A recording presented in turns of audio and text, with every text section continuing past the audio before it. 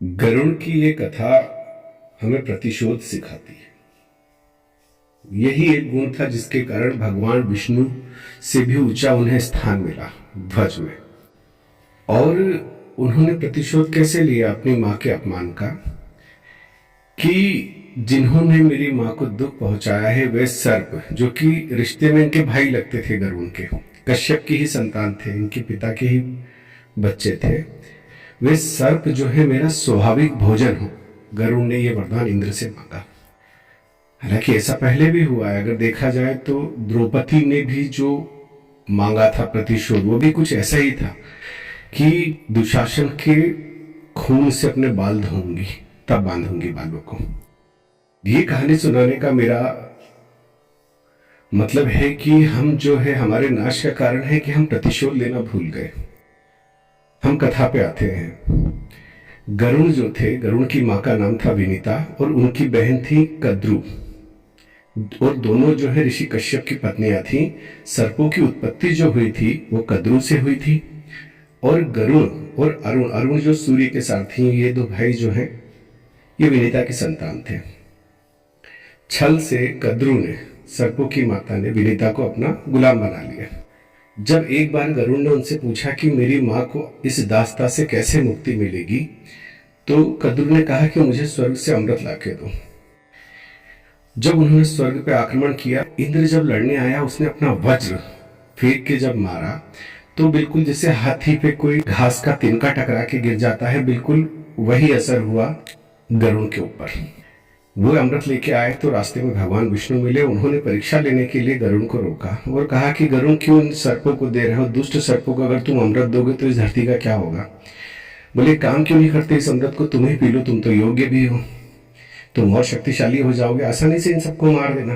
तो गरुड़ ने कहा कि नहीं, मैंने अपनी जो सौतेली माँ है, जो उनको मैंने वचन दिया था कि मैं तुम्हें लाके दूंगा, तुम्हें छल कपट नहीं करूंगा, मुझे अमान्य होना है, मुझे मेरा वचन निभाना ज्यादा जरूरी है। इस पर भगवान बहुत प्रसन्न हुए। उन्होंने कहा वरदान मांगो। तो वरदान में उनके मन में एक ही चीज थी, बस अपनी माँ की दास्ता। हमेशा उनकी माँ ने नीचा देखा था, तो उन्हें कुछ ऐसा चाहिए था जो उनकी माँ का सम्मान बढ़ाए। तो गरुड़ ने क्या मांगा कि मुझे वो स्थान दीजिए जो आपसे भी ऊपर हो। भगवान मुस्कुराए, बोले मुझसे ऊपर तो केवल एक ही चीज है, वो है मेरा ध्वज। बोले ठीक है, आज से तुम मेरे ध्वज में रहोगे। तब से भगवान का जो चिन्ह है, ध्वज का प्रतीक जो है, वो गरुड़ हो गए।